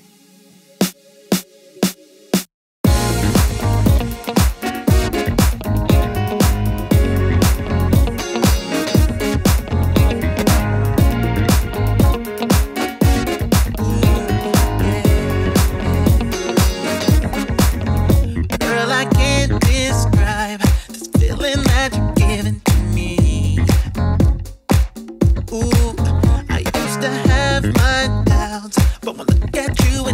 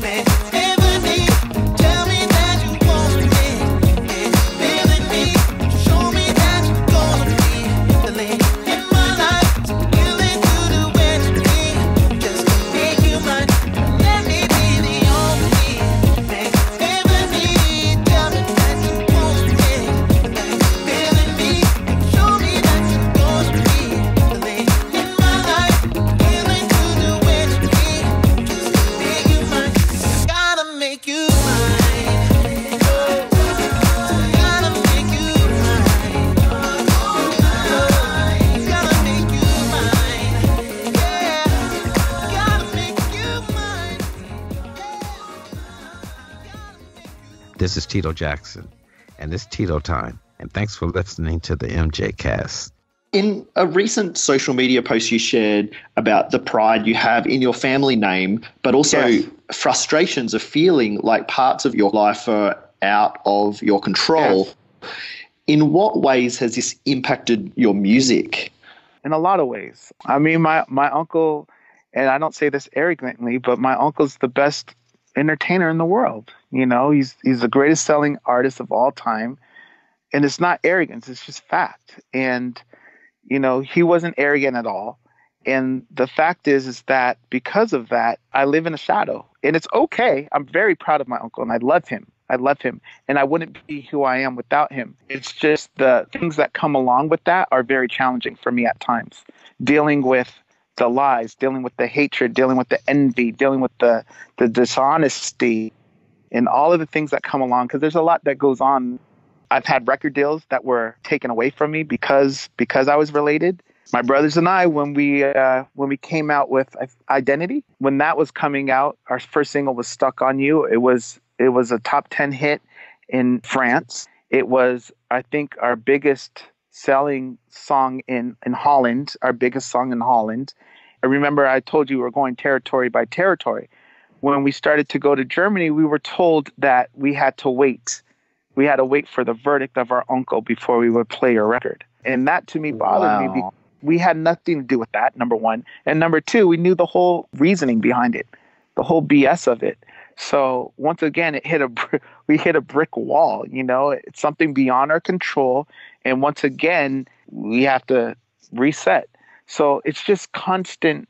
Even with me, with this project, people think things are so easy, but a lot of times people don't want to deal with you. They want to shy away because we don't want to touch the Jackson name right now. We've had situations, offers, deals, just everything. We've had contracts signed and things get taken back because of things beyond our control. When you find out why, when you know the reason why, and it's hate and it's lies, it gets very frustrating and you don't feel you have control of anything. That's tough. We do not think it's fair that you're personally held hostage, your family's work is held hostage. It's a disgrace and very frustrating is what it is, you know, but it's not that I want to sound like I'm complaining. It's just it gets very frustrating and annoying because you know the truth. People want to shout the lies, but they want to whisper the truth. And I think that's wrong. I think that's unfair and it's just upsetting. And I think what comes from that is in your family, there's a strength that is displayed, which is so inspirational for all of us as fans of you, of your family, of your uncles, their music. You know, there's a strength that inspires us, and it's incredible to see. So just stay strong. That's all I can really say. No, you have. That's all you can do is you have to just stay strong and keep going, you know. That's all I can do myself is just keep doing what I'm doing and try to do the best I can. Everything happens for a reason. Just keep going forward. I'm just going to ask a really random question here. That's okay. There's a number of wonderful photos of you with your uncle when you were younger. One of my favorites is of you and your family visiting Epcot Center at Walt Disney World and walking past the long-lost Horizons Pavilion. Have you got any memories of trips like this? And a stupid part of the question I need to ask because I'm a big Disney nerd. Did you stay in the Michael Jackson suite at the Royal Plaza Hotel? Where is that at, Royal Plaza Hotel? It's, I don't know, because I've never been to Walt Disney World. That's on that main strip of hotels at Florida, yeah. It might have a different name now, but apparently there was a suite that he helped make. And I thought that'd be cool if you guys got to stay there as family. We might have stayed there. It had his memorabilia up on the walls that he donated to this hotel. Okay, I don't believe then. I don't know if I've been there recently because I would remember. But I do remember going, obviously, we went to a lot of amusement parks, and that was always fun. Disney World was fun. He loved going to amusement parks because he loved the joy it brought people. You know, my uncle would always study everything, the way the rides were arranged and just everything. He's a genius, you know. I think This Is It was probably the first time people really got to see his genius and how much he was involved with everything. But he just studied everything, not just music, but film and just everything, photography and directing. So even going to the amusement parks, he would study things like that. And I know one of his goals was to at one point create an amusement park. And you saw a little bit of it with Neverland, a place where people could come and just, it was incredible. You would go there and just, you would forget about the world. You forget about problems and troubles. And, you know, he opened his home to many people that were going through issues and hard times. So it was that. And then also the joy of him being able to go on rides and just lose control and laugh and going on a roller coaster. And I mean, I know you've heard his laugh. He had the best laugh. He would laugh so hard that you would laugh just because of his laugh. And his laugh was the best. Like he couldn't hold it in and it would just go and it would just be the best. It would be the best because it would come from such a place of joy. And then that's why I'm bringing this up, because there was a amusement park in Huisenbosch. I think it's in Asia. That was the most fun I had with him, with my brothers. Lots of memories there. Love it. Thank you. I guess, you touched on Neverland a little bit there. Mm-hmm. Recently, your uncle's former ranch, Neverland, has been painted in a light that is far from the light and the goodness that he envisioned when he built the place, turned it into that place that was so special. We like being able to correct that narrative and share what Neverland was really like for those not lucky enough to experience. Are you able to expand on Neverland Ranch and about the essence of it and how it felt to be there? It was the best. It was awesome. It was something that my brothers and I would go to every year. I mean, we'd go throughout the year, but every year we would have our birthdays together. We would stay the weekend and we'd invite our friends and hang out there. But just the way it was growing, and I know he had so many more plans to expand on Neverland because I think the place was like 2,000 something acres. So, I mean, my brothers and I, we got to be there and talk to him and hear his plans. So there's this huge painting. I remember we went up to the train room and he had this big painting of Peter Pan. And he said, I'm about to build a theater. I'm going to have this big painting in the theater. And there's going to be, the snack stand where you can get popcorn and all kinds of candies. You name any candy, you can get it all free. And I just want to see the children run in and the kids have fun and just break all the rules. And, all of these things would be in his head and you would hear him say it. And he'd point it out so vividly, like this is going to be here, that's going to be here. And then off over here, you're going to be able to do this. And you would think about all these things and you could see it. And then next thing you know, it's like, come on over. It's like it's almost done. And I remember we flew in on a helicopter and we landed in the amusement park and we walked to the theater and we opened the doors and everything was the way he planned it. The candy, the everything. And that's just how he was. It's just, he knew what he wanted and he delivered it and it all just worked. It's magical. But the place itself was just, I mean, even with the train station, elephants and the zoo area and the rides and the bumper cars and all kinds of things. It's like everything had a point, a purpose, and a reason for it. And it all came to life. Everybody loves that place. It absolutely did have a purpose, even in its architecture. I mean, in the movie theater, it had special rooms built into the back with hospital beds. Yes, for yes, kids. Yep. Talk to us about the humanitarian aspect of Neverland. There's a school across the street. I know they came over a lot, enjoyed it. My uncle, that was his home, but he was hardly there.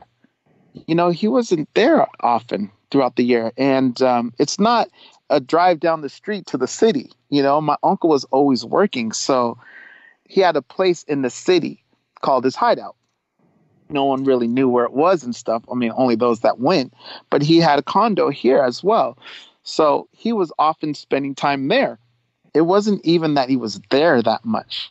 I mean, besides the touring and the recording and things, it's like, how much time was he there? But it was a place for kids and for families and for everybody to enjoy.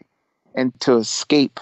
It was basically to escape reality and not deal with everything that's going on in your world. And just, you went there and just everything was removed because it was so beautiful. The music, just the colors of the flowers, everything. It was just magical. And then unfortunately, when you would leave, all of that would be left behind. And it's like, welcome back to the real world. Welcome back to that freeway to Los Angeles. Yeah, exactly. Traffic, bills, everything else. Yeah, but no, it was so much fun and a lot of great memories. A lot of great memories and laughter. And I'll share a story. It's not really a good story. It's a sad story to me. But you mentioned the hospital beds, and unfortunately, this is the thought that I have when I think of that now. But I remember there's two rooms with the hospital beds. There's two beds left and right, and my brothers would go on one, or we would go on the other. And I remember every time we go to Neverland, he'd have like there'd be 4 or 5 movies that are playing, and you can pick a movie. We selected, I think it's called The Three Kings. The Three Kings was a movie that we selected. I think it has Ice Cube and Mark Wahlberg. Yeah, it's a war movie set in the Middle East. Yeah. Yes. So I remember that was the movie we were going to watch. So we started off with Three Stooges, because we would always start off with a Three Stooges. Like that would be our previews. So we'd watch 1 or 2 Stooges shorts, and then we'd go into the movie. And we were watching the movie. There was a scene where they talked poorly about my uncle. I just remember it hurting him, and I remember him getting up and leaving. It was really sad, and it really hurt and upset him. We didn't finish the movie. We stopped, and we all went out to see him. And he said, "You guys go ahead." He tried to be strong, and you guys enjoy. Go watch the rest of the movie. I'm okay. We said we don't even care to see it. We don't want to see it, and we're sorry. That you had to go through that and that this happens, and we just went on and did something else. But it just showed me the pain, that he's human. He does a lot of great things, and a 1-liner or a 2-liner just here or there, it's just the lie. It's the same thing over. It really bothered me that he had to go through that. And I hate that I saw that and that I had to see that, because it shouldn't happen like that, So those are the kind of things that my uncle had to deal with, Yeah, I agree. And I've often said it's such a shame that, especially in the latter part of your uncle's career, that he had to deal with a public that was seemingly more interested in silly things like his appearance and false molestation allegations rather than the genius of his artistry.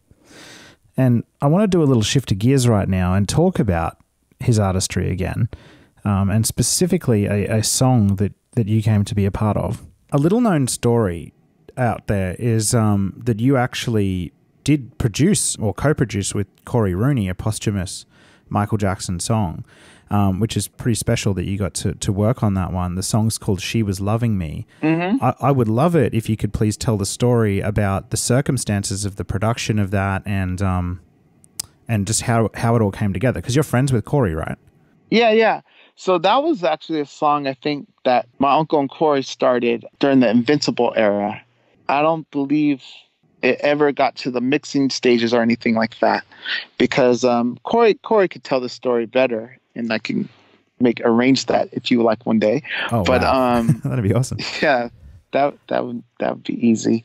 So basically, I've known Corey since the Brotherhood era. Corey was one of the few producers that actually got to meet my mother.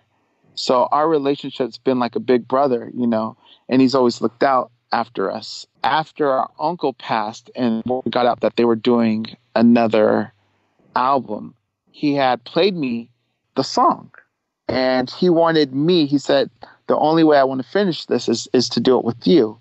I feel this is the right thing, and your uncle spoke so highly of you. I feel like you would know exactly what to do with this, and that's the only way I would want to continue with this song. I just wanted to do something. Like I said earlier, I always wanted to work with my uncle. I just wanted to do something that would make him proud. It was a rough demo. We never really completely finished it, but that was the direction that I was taking it. I don't know if you've heard the original. Yeah, definitely. It's one of my favorite songs, so I'm familiar with both. Yeah. Okay. Yeah, it's a great song. That's just, I don't know. I just tried to think how my uncle would want it to go and how he would want it and how the sounds would be. And that's just what came out. Yeah. Well, I mean, Corey sort of tells the story that Michael wanted it to go in a rock direction eventually. Oh, really? And see, I didn't even know that. He said that he spoke to Michael before he passed away, and Michael wanted to finish the song, and he wanted a rock flavor, and that's what it's come out as. And I think it's just so much. It's far superior to the Timbaland version that came out on the Escape album, in my opinion. Maybe I'm a little bit prejudiced on it, but I just feel it's more what my uncle would have done with it, I think. Yeah, I would agree. And, you know, in terms of the posthumous reality of Michael Jackson, one of the other reasons that the Michael Jackson fans massively respect you and your brothers is how much you defend the truth around Michael Jackson, whether it's to do with Leaving Neverland and the interviews you've done around that or anything else there. But the other big elephant in the room, really, in the Michael Jackson fan world isn't so much that there's been families that have dragged him over the coals, I guess, to try and make money using false molestation allegations. But there's also certain individuals in his world that have behaved fraudulently to make money off his name. And in 2010, you know, like, I don't need to give the background of sort of what happened with the Cascio family and everything like that, but you made some very, very pointed statements on Twitter, which fans will forever respect you for. But in one of the statements you gave, you said, "You will hear my story because this is way too important for my uncle's legacy. The truth will prevail." We're 10 years on from what happened with the fake songs. The songs are still for sale. Unwitting fans are still buying them. And I'm assuming Eddie and Teddy and all these other people are still making royalties off them. How confident are you 10 years on that the truth still is going to prevail in this matter? Well, it's just confusion. It's just it's sad. I mean, when it comes down to it, it's always about money, and that's a hard thing to it's a hard thing to get away from because there's always money involved in it, and that was a very hard time for me. I'm very close to my uncle, and I love him so much, and I know how much he put into everything, and it really bothers me when I hear things that are unfair, that are wrong, and that people are lying. It just really upsets me. That's tough to hear.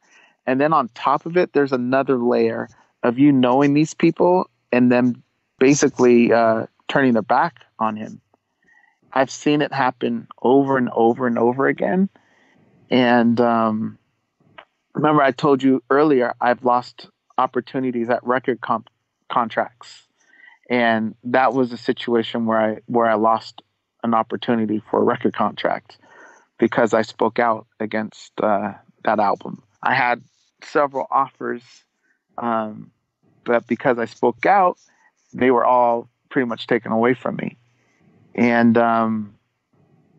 it really hurt me to see that there was lying going on, and it felt like people knew that they were lies, but they didn't care. And that's the hardest thing, is because it's like, you know, this isn't true. You know, this is a lie, yet you're going along with it when you know it's wrong. And at that point you feel, where does this end? How does it stop? You know? And that's the scary part of it, because if people can lie and get away with it, then what? And that's basically what happened, and it continues to happen. How did you first get to be involved on that album? Talk to us about the sessions with Teddy Riley. Okay. Well, it all connects. So, like I said, I did an album that was called My Life Without You, and I never put it out. It was something I was working towards. And around this time I met with Teddy Riley because he was going to do work with Kim Porter. I met with Teddy and we started talking. I mean, this sounds geeky, but we started talking about a machine called the Miko, which is like a computer-based keyboard, and it has a computer in it and all these other things. And I was about to get one, and there was a Timberland edition. I'm sorry, I'm going off topic. No, I love the geek stuff. Anyways, it's that's all where good. sorry about the geek stuff. I'm a little bit of a nerd. But anyways, we connected, and, you know, I'm a nerd. Teddy's a nerd, and we started talking nerd talk and about music and about MJ and songs and all kinds of stuff. And we just connected. So I started playing on my project, and I started playing him these things, and he was interested. So we were going to finish my album, and songs like Make You Mine, and the other song that was from that era was Let It Groove. I had a whole bunch of songs that we were going to work on together. We were going to become like a production team, and we were going to start doing a bunch of production stuff together. At the time, he was approached by the state to start working on this project, a Michael Jackson project of all these songs. And he said, you know, if I do this, we're going to do this together. And, you know, it's what Michael would want. And, you know, I was all for it. It's just, it all just went downhill very quickly. Yeah. And it just went really bad. It was really hard. It was really frustrating. Like I said, I felt people knew the truth. Actually, I know that certain people knew the truth and still didn't do anything about it. I remember it was just really, really hard for me to sleep. It just was like I had this thing on my stomach. It just was really heavy on me. And I just didn't know how to navigate through it. It was just really, really hard. Yeah, I mean, we've spoken to Harrison Funk, Michael Jackson's photographer, who was in the studio at the time when Teddy was working on a lot of these things. And he describes his conversations with Teddy behind the scenes being like, you know, Teddy was very aware that these songs weren't Michael Jackson, was being strung along by Sony in some way, being given the Cascio songs first before he ended up being given songs like Hollywood Tonight. And I guess the sad thing for us as fans is that we held Teddy up to be one of these incredible allies of Michael, who was responsible for so much of his great music, and then sort of turned on the truth. And it's just a really sad story. I guess in some ways, has your friendship with Teddy been repaired since then, or? You know, Teddy. Around that era, Teddy moved down the street from me. And when I say down the street, I mean like 3 houses down the street from me. I have to pass this house. Once you exit my gates, I have to pass this house where he was staying. He doesn't stay there anymore. Every single day. Every single day. So there were times where he would come over and we'd play music, or I would go down to his house and listen to music. So we were close like that. And he told me, you know, as far as when we were going to do a production, he's like, what do you think I moved so close so we can be closer and do all these things? So I felt very comfortable with him. And, you know, we both obviously have been around our uncle, and we would share stories and talk. And the thing that really bothered me with that is was once again somebody not standing up for my uncle. And when I came out and said what I said on Twitter, I didn't mention his name at first. I don't even know if I mentioned it at all. I think you did when it got to the Oprah stuff. Yes, once he went on Oprah, because I think he mentioned something about nephews not knowing and not being in the studio, which is completely stupid and a lie, because I've been in the studio plenty of times with my uncle. Has my relationship been repaired? I haven't seen him since. I haven't really spoken to him. I've seen him once actually at a music store, but I didn't really have much to say to him. We didn't really talk. Yeah. But I was really upset. You know, I was really upset. I was really hurt because I felt he had betrayed me, my uncle, my family, and just went against everything that he said he stood for, and everything that we were going to do to honor my uncle. I just felt he went against it, and I didn't understand it. And, I communicated with him during the whole time about it not being him, and meeting with my grandmother and getting the right songs. And I felt he just told me one thing and did another. And he was pretty open with you, wasn't he, about not thinking it was Michael along the way? Oh, I know. I don't have to. He said it wasn't him. Yeah. He knew. He told me it wasn't him. He said he knew that it wasn't him. And I forget what session it was for Monster. Someone came in, and they were, I think, I forget what musician it was. I think it was, how do you pronounce it? Oranti, maybe? I'm sorry, I don't know how to. Oriente. Yeah. Yes. I'm sorry for not saying your name correctly. But I think she was there. And I remember that's the way he described it. He's saying, we got about 50% Michael here and this and that on some of this. And we don't, and I would just look at him. I was like, why? I don't understand why you even wasting your time with this. Like, it's not even him. So why even go through with it? And then things got to a stop. I don't even like reliving this and bringing this back up, but whatever. I spoke with several people at the state. I told them I don't want to get involved with it, because I don't want it to affect my career and my situation, because I had an opportunity to get signed and pursue my music career. And I didn't want it to affect anything. And I was promised it wouldn't, which that wasn't true. I basically shared information, and I was really upset, and I was really shocked when I saw him on Oprah, because that was just betrayal to me. I guess the last thing I'd like to ask about this before we move on is, did you attend any of the, obviously you tried to solve the situation by making it public. You and your brothers really blew the whistle on it, which fans were, again, I'll repeat, are forever grateful for. Did you ever go to any of the crisis meetings or listening sessions with the estate and the other producers like Michael Prince? Yeah. Yep. What was the vibe like there? Was everyone in agreement? You have no idea. I was so involved in all of that it was really, it was really weighing on me. It was unfair to Brianna because she was pregnant at the time, and I was gone a lot and stressed, and just I really, really bothered about it all, because there's nothing like somebody lying and getting away with it when they know they're lying. People know. It's just, I don't know how you describe that feeling, but it's just really, really makes you feel terrible. It felt like I've seen so many faces growing up in the studios, and there was supposed to be a big meeting because I blew the whistle. There was supposed to be a big meeting with all the engineers and the mixers and people that have worked with my uncle about whether this is him or not. I was supposed to be there, and Michael Prince and Teddy Riley and Jean-Marie and all these people that have worked with my uncle were supposed to be in this meeting.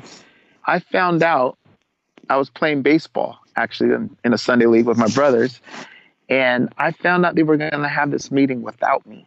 And I was like, they're having the meeting when? They're like, it's going on in an hour. You need to get over there. And funny enough, Corey was with me because he was coming to the baseball game. So Corey and we went over to the meeting, and it seemed like it was supposed to go down without me being there. And we listened to the songs, and it was such an easy thing to prove that it's not him. It just, certain people started raising questions. At first they were like, that's him.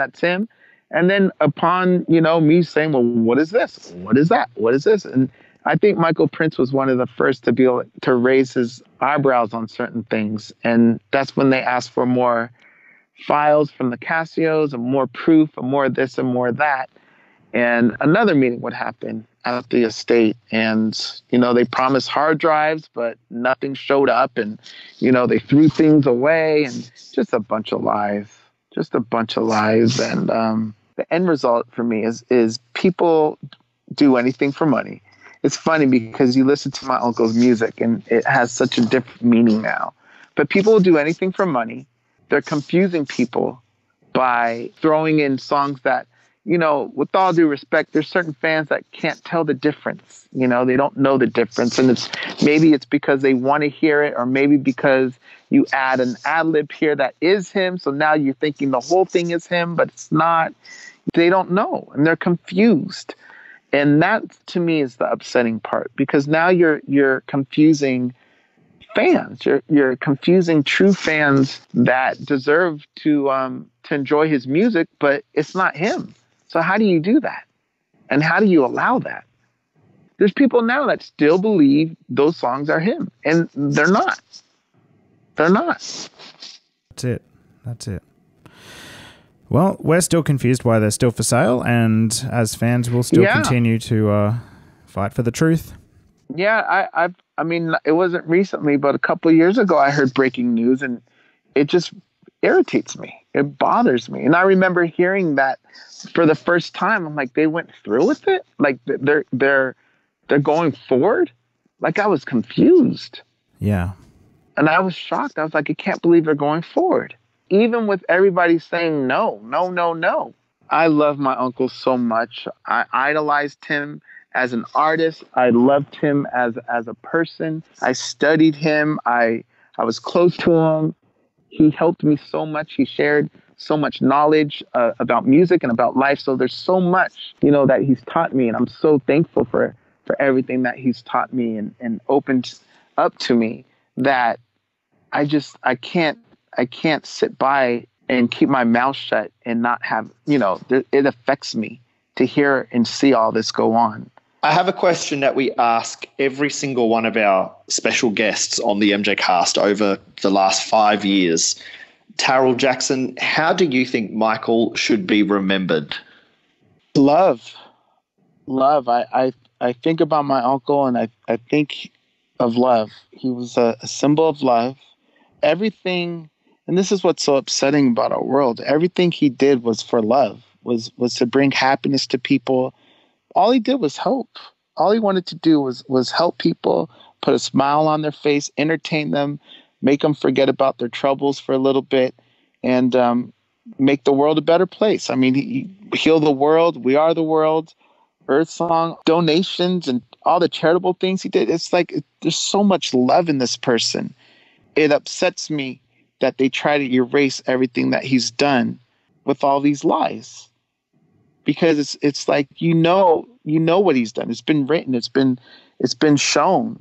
You know, the donations and the people he's helped. There's so many people that he's helped that you don't even know about, that I don't even know about. You know, someone posted a story, I think maybe a month ago, and I was reading about it for the first time, you know. But this was my uncle. This is how he operated. He was always helping people.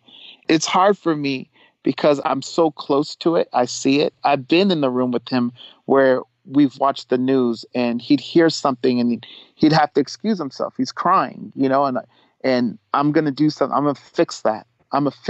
You know, and what he's getting back, it just really, really upsets me. You know, it's unfair.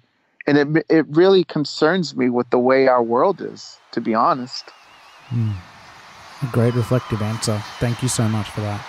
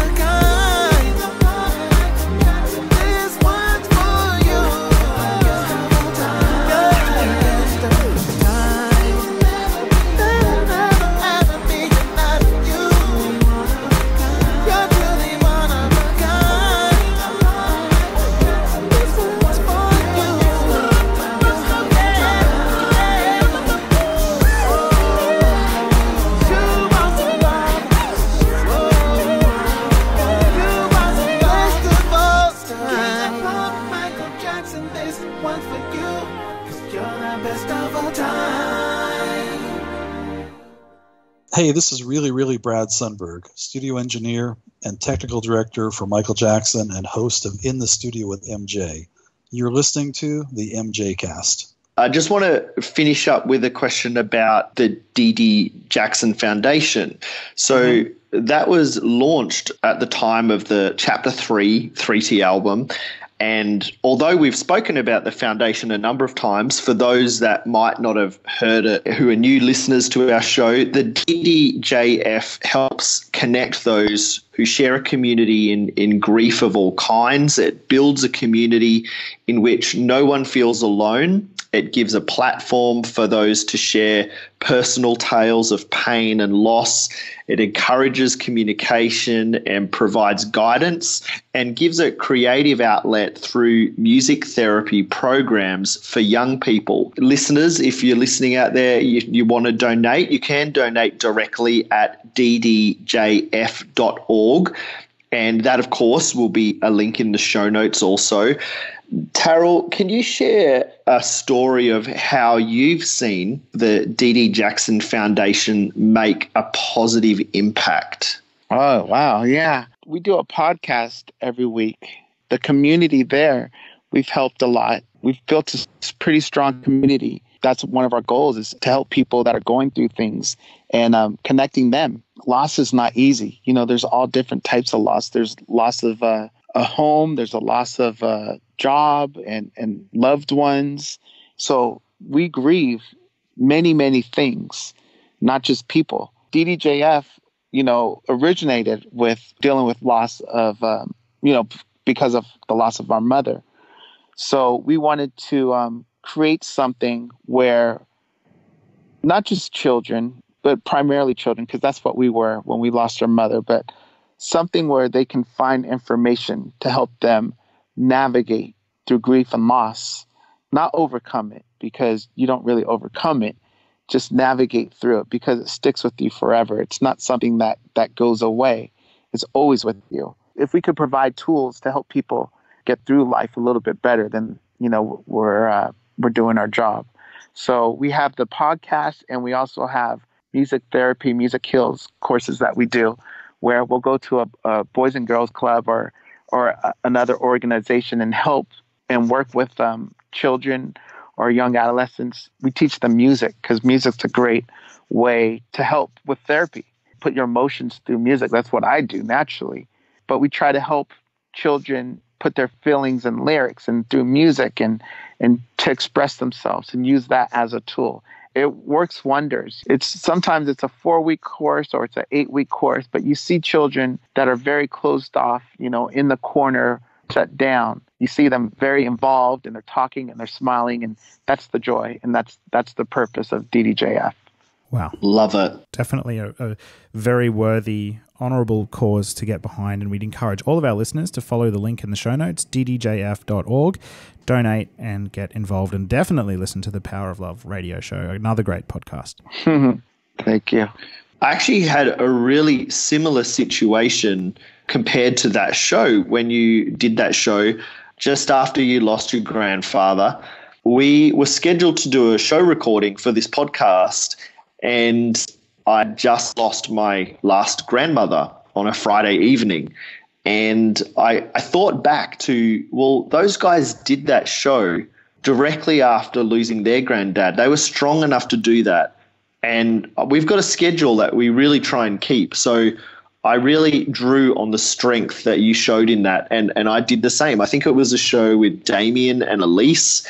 And I got up really early in the morning and I recorded that show. So, I really appreciate and drew from the strength that you showed when you did that. So thank you so much. Yeah, that was probably the most meaningful show for me, because of the timing and because of what it was. It was real. It was exactly what the show's about. We wanted to honor our grandfather. I remember we called our father and told him that we were going to do the show and let him know if he wanted to be a part of it. You're more than welcome to or not. My brothers and I, we did the show, and we honored him, and we get a lot from the show ourselves, because we're learning as well with the guests and the research that we do, and that's what it's about. We're part of the community, the thing that I loved the most about that was my father called in at the, towards the end of the show and says some things about his father. And it was a beautiful moment. And it was a very powerful moment for all of us, I think, even the listeners. And it's just, loss is part of life. Everyone goes through it, no matter who you are, and it affects us all. And we all have to take care of each other. And I think that was the perfect example. That was the perfect show that showed that. Absolutely. Could not agree more. Indeed.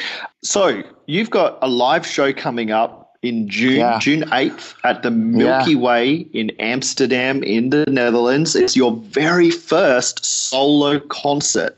So how excited are you? Tell us about this. Are you nervous? Because this is going to be a little bit different to, performing with your brothers as you've done in the past. It's going to be a lot different.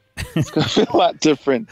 Yeah, I'm nervous, but I'm excited. It's this year I wanted to eliminate fear. I wanted to put things aside, and I've lived in fear for a very long time. And, there's certain things in my life that I want to try to do and go for. And I've waited long enough, and releasing music and performing it is one of those things. So I'm going to do a little show on the June 8th at the Milky Way. And I'm excited for it. It's going to be a lot of fun. It's my first one.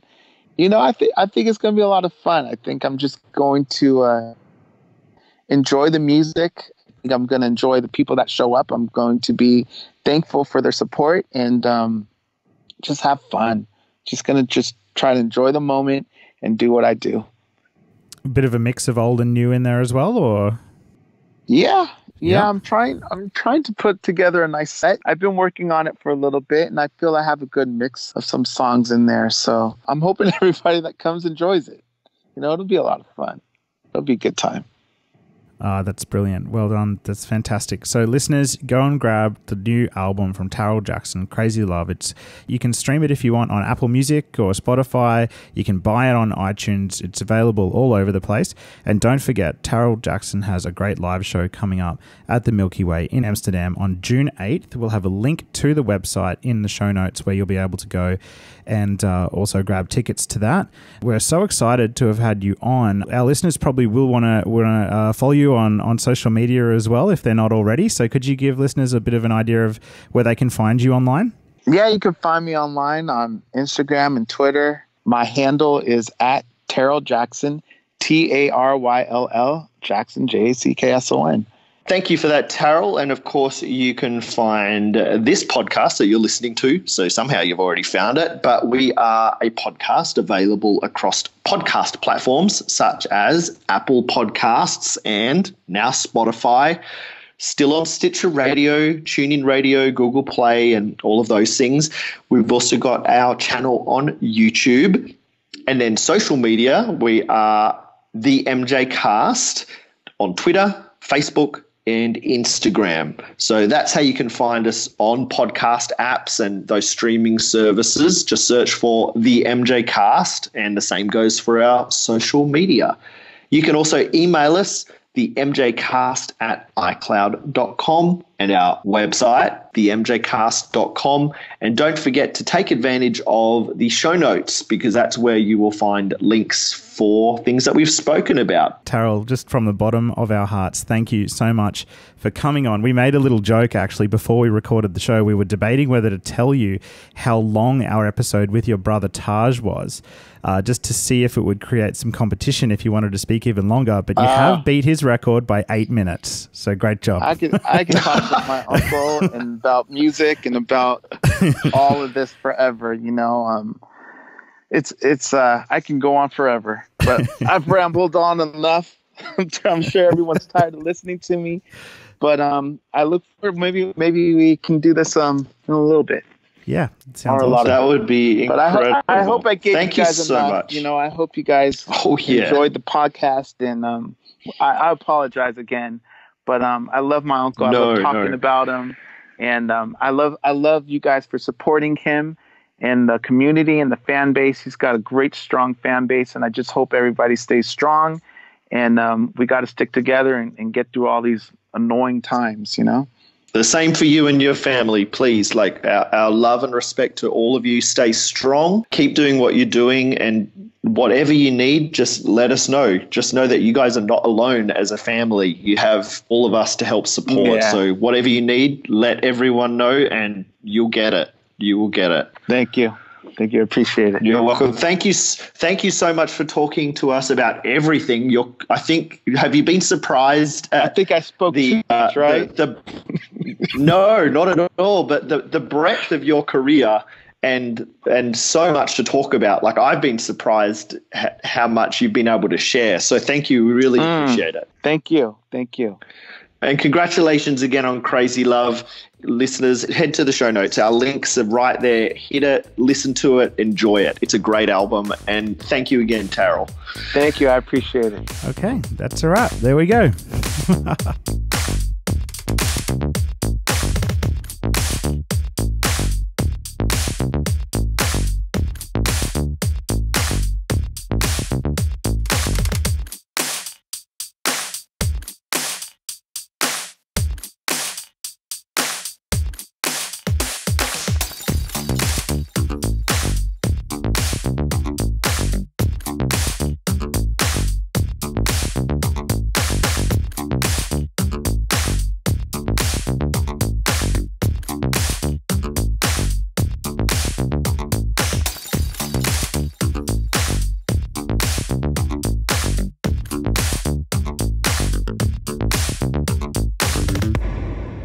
Okay, that was our best episode ever.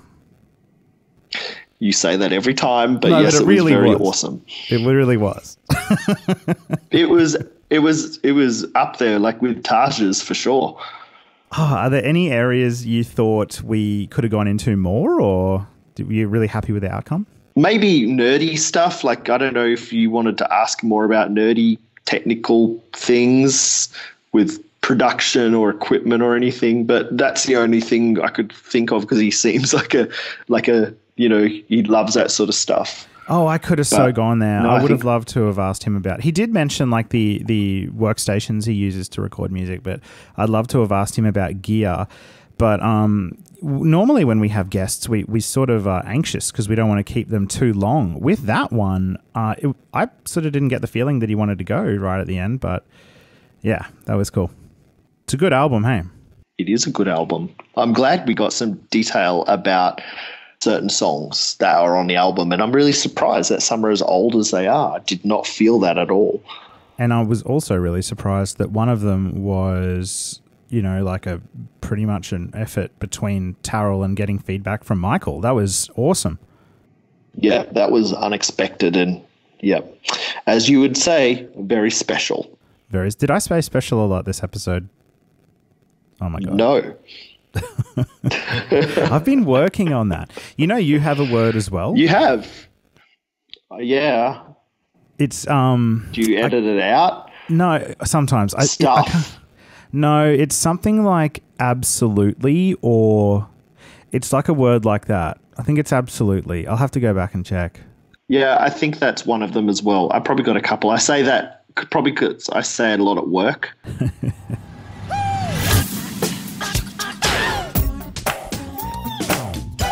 The MJCast.